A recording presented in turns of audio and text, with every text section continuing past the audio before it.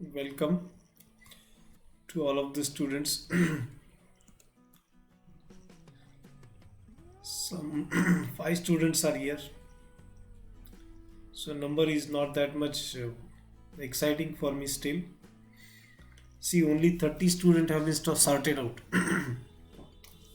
और उसमें भी सिर्फ 5 स्टूडेंट ऐसे हैं कि जो रोज इंटरेस्ट दिखा रहे टेस्ट लेने में और सब चीज़ों में. ये बहुत कोई मोटिवेशनल चीज़ नहीं है मेरे लिए. ठीक है, तो देखो आप लोग क्या कर सकते हो. हम्म एक बार ये विंडो पर भी देख लो आप.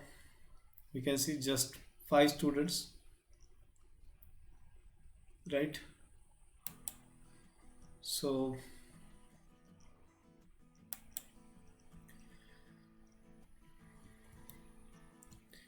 here is the main window.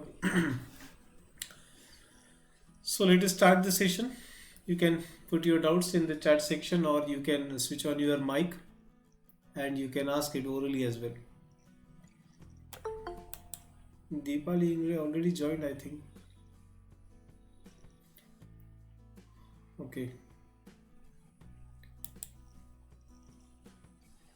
Deepali Ingre, Vasundhara, Shankar Lamle, Rushika Pawar. Fine, maybe.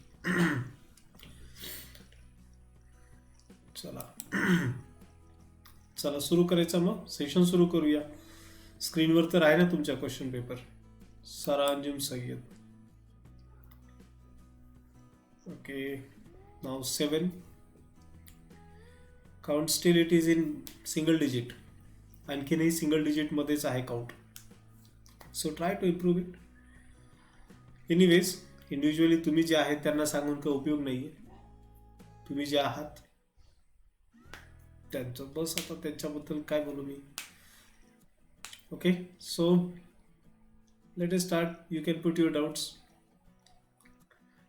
तुम्ही रेज करू शकता, so that I can try to solve them. Yes, waiting for your doubts. Yes, Sarah Anjum came late, but for doubt she is right on time. That is question number 22. Here we go.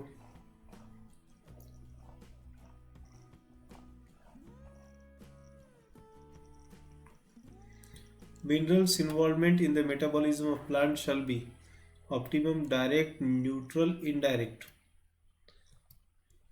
Great. So essential nutrients, when we classify it, then we talk about the minerals. So in metabolism, how minerals should be involved,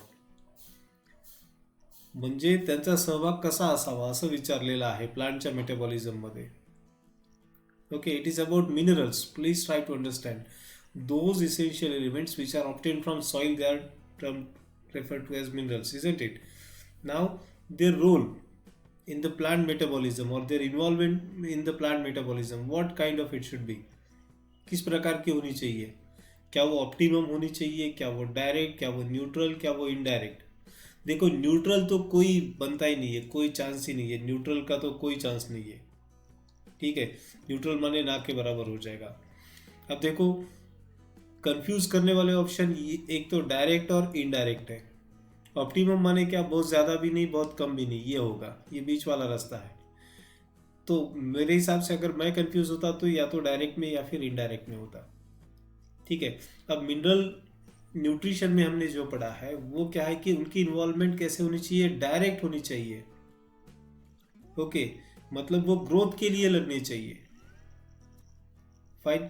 अगर यहां पर एक और option होता है जो कहता कि direct as well as indirect, in that case वो मैं पिकअप कर लेता. Somebody just join in, let me see. No?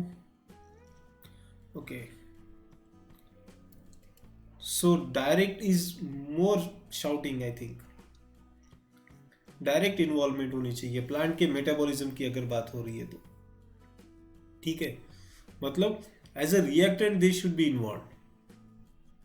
So this is what direct involvement means. Getting my point, सारा?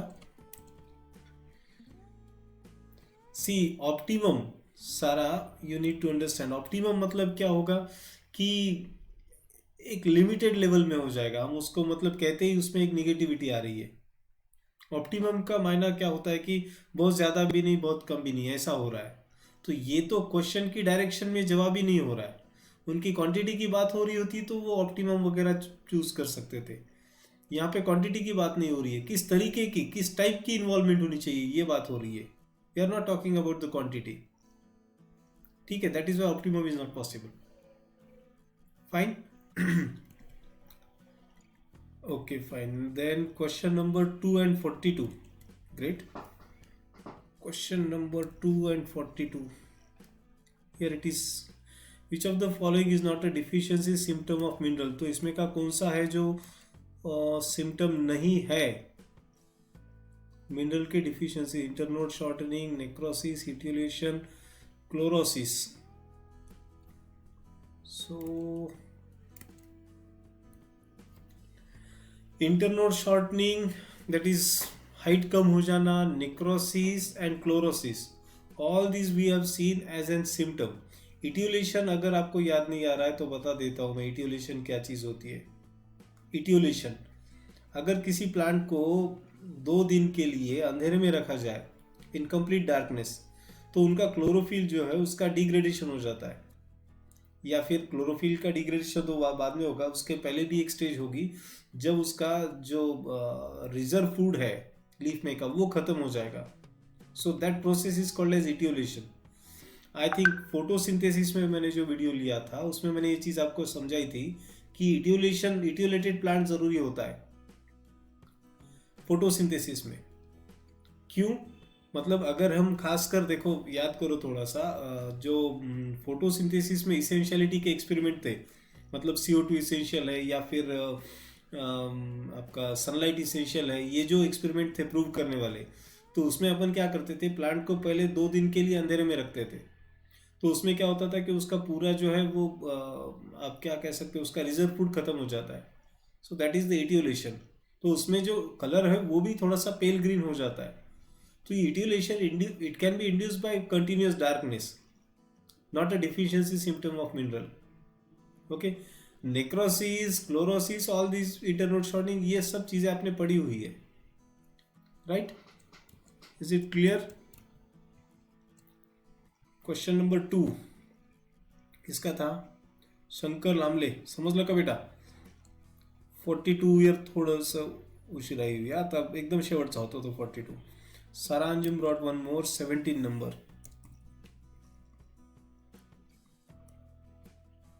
Here it is. Limiting factor in nitrogen fixation of soil.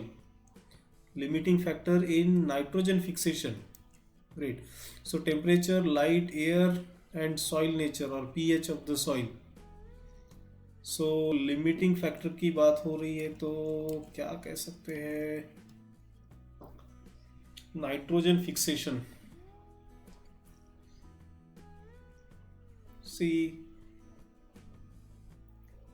Nitrogen fixation is by bacteria, तो वो हिसाब से अब इसमें कुछ aerobic भी है कुछ एनारोबिक भी है, तो एयर को तो नहीं बोल सकते, लाइट भी नहीं होगा इनसाइड द सॉइल की अगर बात हो रही है तो।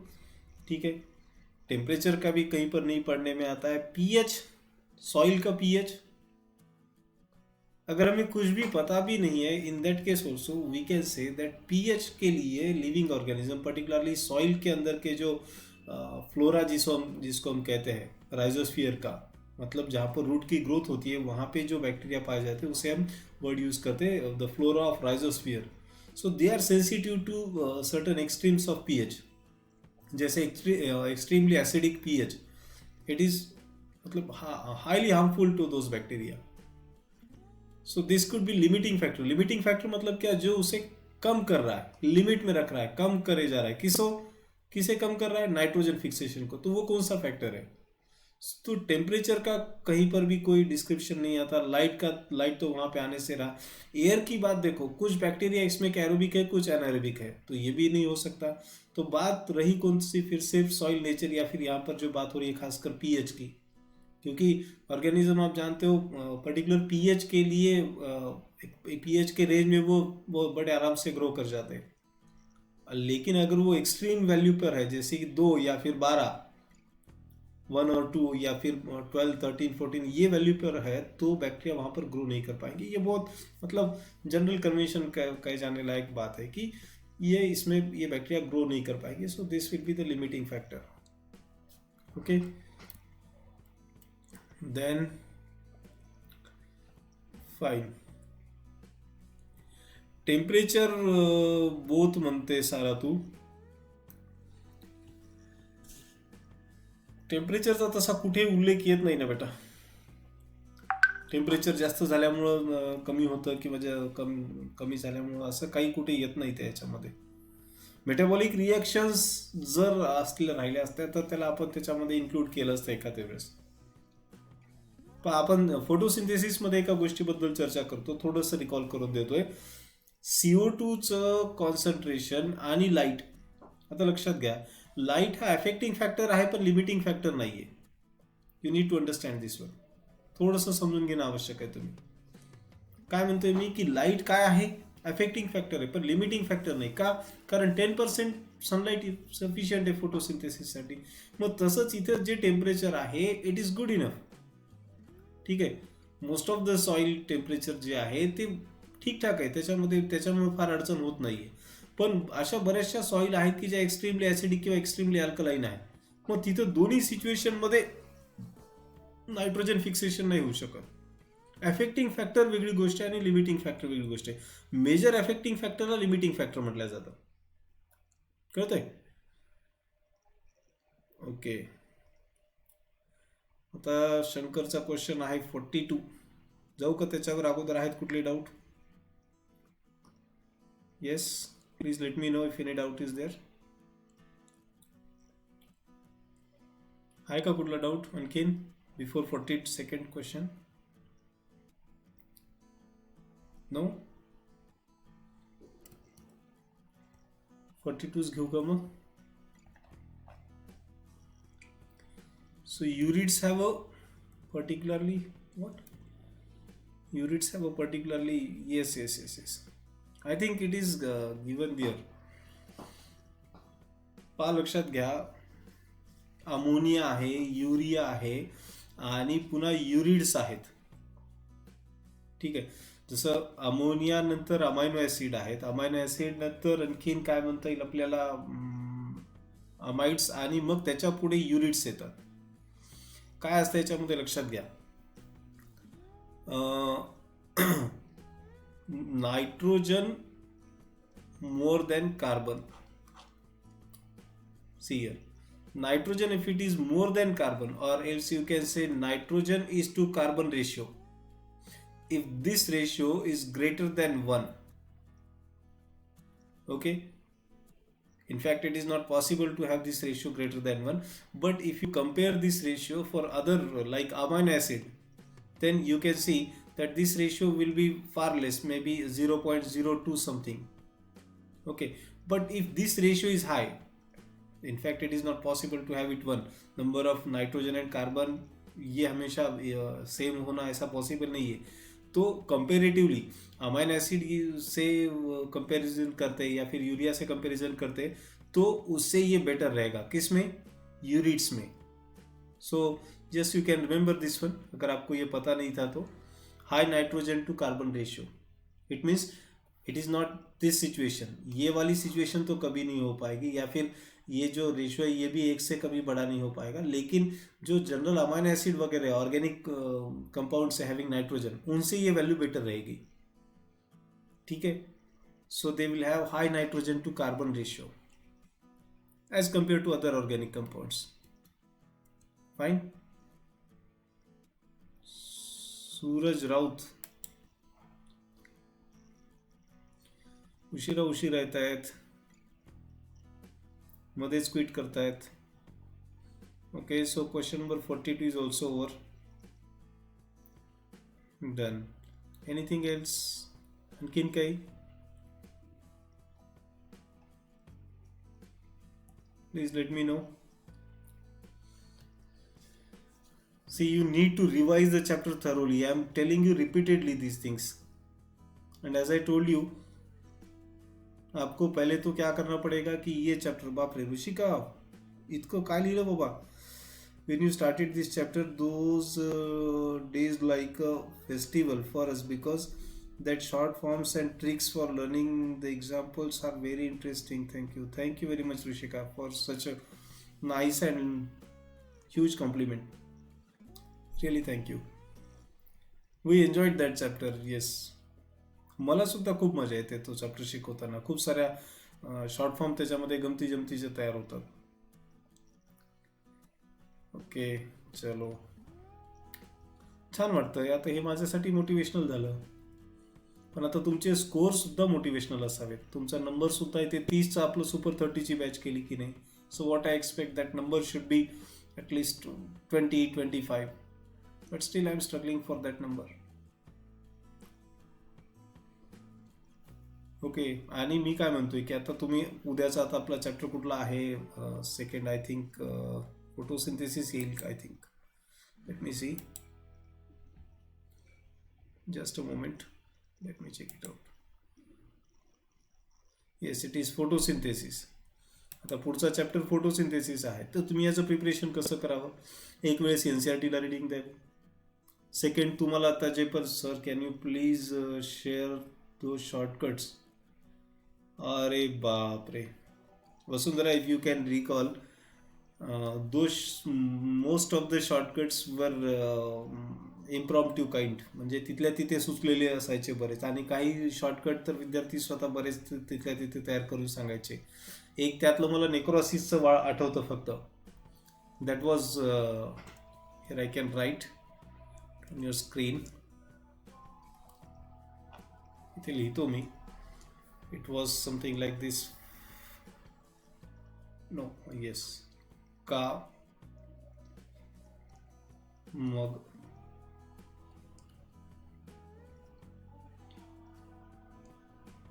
काकू वाळून गेलात. It was something like this. का मग, का for calcium, Mg for magnesium, then काकू for potassium and copper. So वाळून गेलात, का मग काकू वाळून गेलात, हे याचं नेक्रोसिस. नेक्रोसिस म्हणजे ड्राईंग होणं पानाचं. लिटरली बऱ्याच वेळेस आपण लीफ पाहतो एखाद्या झाडाचं की सगळं झाड व्यवस्थित आहे, पण त्याचं जे लीफचा एरिया आहे, सर्टन एरिया, सपोज हे असं लीफ आहे, ठीक आहे, तर त्यातला काही एरिया असा याच्यामध्ये पॅचेस तयार होतात, होल्स तयार होतात त्याच्यावर, म्हणजे पूर्ण त्याचा पार्ट असा वाळून गेलेला असतो, ड्राईंग झालेली असते त्याची. So that is necrosis. Death होते अल्टिमेटली, त्याच्या पार्टची, तेवढ्या पार्टची डेथ झालेली असते. So that is necrosis. Okay, these are not dots please, dots नाही आहेत बरं काय. तर तिथे तेवढ्या पार्टचं कसं डेथ झालेली आहे, तर त्याला वाळून जातं अगोदर, ते ड्राईंग होते आणि मग तेवढ्या पार्टची डेथ होत असते. तर हे त्याच्यासाठी प्रिपेअर केलेलं होतं.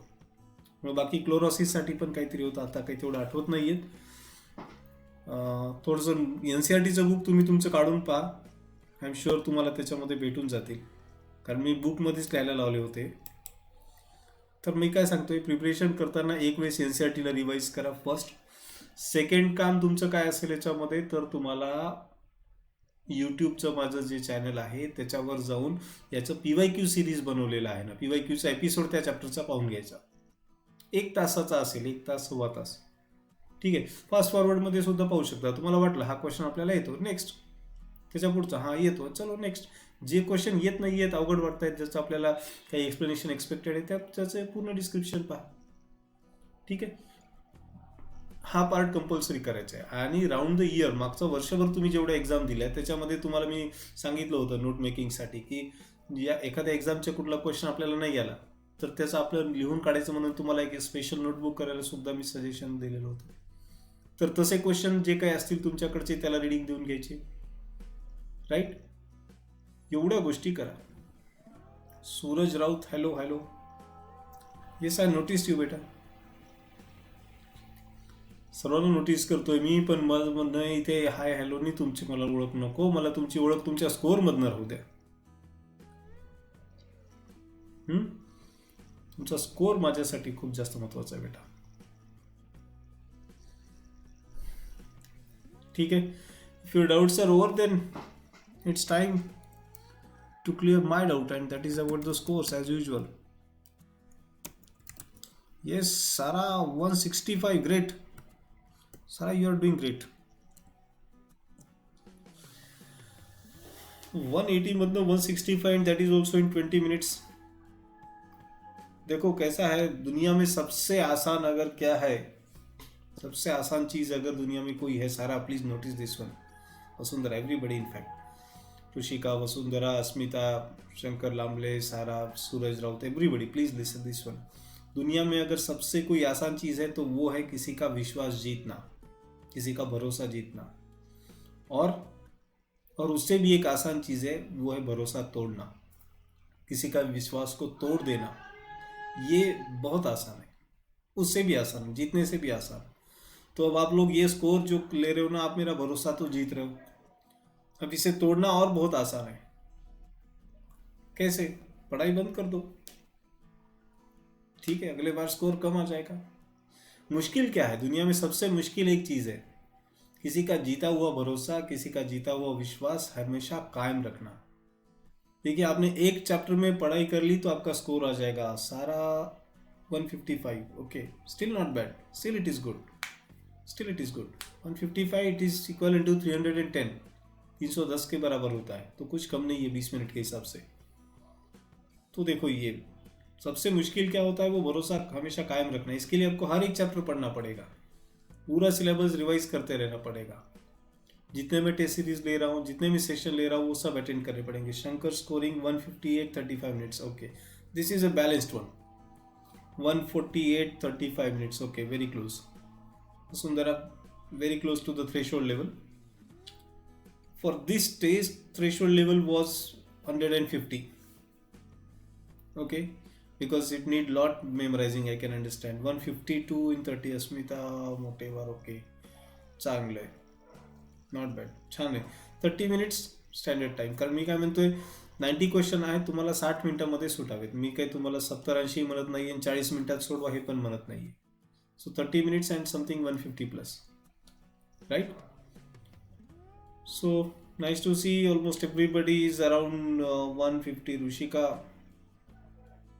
scoring 175. Rushika, I have noticed you, it is huge one. ऋषिकाच्या मार्कडे कसं काय लक्ष गेलं नाही माझं? 175, बापरे बाप, छान, जबरदस्त, एकदम जबरदस्त, hats off. Congrats to Rushika, in fact to everybody, but still Rushika has done a great job. 175 means just one question went wrong. छान. प्रिपरेशन प्रॉपर लाईन मध्ये ठेवा. मी तुम्हाला बऱ्याचशा गोष्टी सांगत आलोय, सांगत राहतो नेहमी, की कसं आहे, पाण्यामध्ये दोन मित्र होते. म्हणून एक छोटीशी शॉर्ट स्टोरी सांगतो. दोन मित्र होते, दोन मित्र काय झालं, पाण्यामध्ये पडले, पुराचं पाणी होतं, फ्लड होता, बाढ़ आई थी. तो उसमें का एक जो था ना, उसे तैरना आता था और दूसरा तैरना नहीं जानता था. तो जो तैरना नहीं जानता था, जब वो गिरा तो क्या वो बस ऐसे ही रह जाएगा, हाथ पैर बिल्कुल भी नहीं मारेगा कि भाई मुझे तो तैरना नहीं आता है, क्यों परेशान हूँ, ऐसा गिर जाएगा क्या वो? नहीं, वो भी बेचारा कुछ ना कुछ हाथ पैर मारेगा जान बचाने के लिए, बचाओ बचाओ करके तो मारेगा. और एक रहेगा कि जो जिसे तैरना आता है वो भी हाथ पैर मारेगा. लेकिन देखिए, दोनों भी मेहनत कर रहे हैं, लेकिन एक की जान बच रही है, दूसरी की जान नहीं बच पाएगी. Look at the scenario, situation को समझो कि दोनों हाथ पैर मार रहे हैं, लेकिन एक बच रहा है, दूसरा नहीं बच रहा है, मर रहा है बेचारा. क्यों? क्योंकि हाथ पैर मारने का जो ढंग था, जो तरीका था, उसमें फर्क था. तो अभी आप लोग 12th में हो ना, नीट के लिए प्रिपेयर कर रहे हो. Across the India, something 15 to 17 lakh students appear for this exam. 15 से 17-18 लाख बच्चे हर साल appear हो रहे हैं. रिजल्ट तो उतने नहीं आते, रिजल्ट तो 50,000 के अंदर स्टूडेंट ही लग पाते मेडिकल को. तो ये 50,000 सिर्फ पढ़ाई कर रहे हैं और बाकी के 14,50,000 पढ़ाई नहीं कर रहे क्या? ऐसा तो नहीं है. आई बिलीव 15 के 15 लाख स्टूडेंट्स पढ़ाई कर रहे होंगे, लेकिन द वे दे स्टडी, किस तरीके से वो स्टडी कर रहे हैं, ये इंपॉर्टेंट है. Right? So please follow the techniques or the protocols I ask for. Right? तो आप लोगों को करना यही है कि जितने भी ये मैं सेशन ले रहा हूँ वो अटेंड करना है. और जिस तरीके से, सिर्फ एग्जाम देना काफ़ी नहीं है. एक तो एग्जाम देना, टाइम स्टिपुलेटेड टाइम में सॉल्व करना, एक ही सिटिंग में, ऐसे उठो बैठो 10 मिनट बाद, 10 मिनट सवेरे के, 10 मिनट दोपहर के, ऐसा नहीं, वन सिंगल सिटिंग. एक भी उसमें ब्रेक नहीं लेना है, राइट। एक ही सीटिंग में पूरा का पूरा करना है, और एक तो पहले अच्छा सा रिवीजन दे करके करना है। Okay, so it's time to say goodbye. तो कल मिलते हैं। अभी कल फोटोसिंथेसिस का टेस्ट रहेगा, आज के जैसे सवेरे मिल जाएगा, और शाम में इसका डाउट डिस्कशन होगा। Okay, so let us wind up this show. Tomorrow we'll meet. Till then, have a nice time. Thank you very much.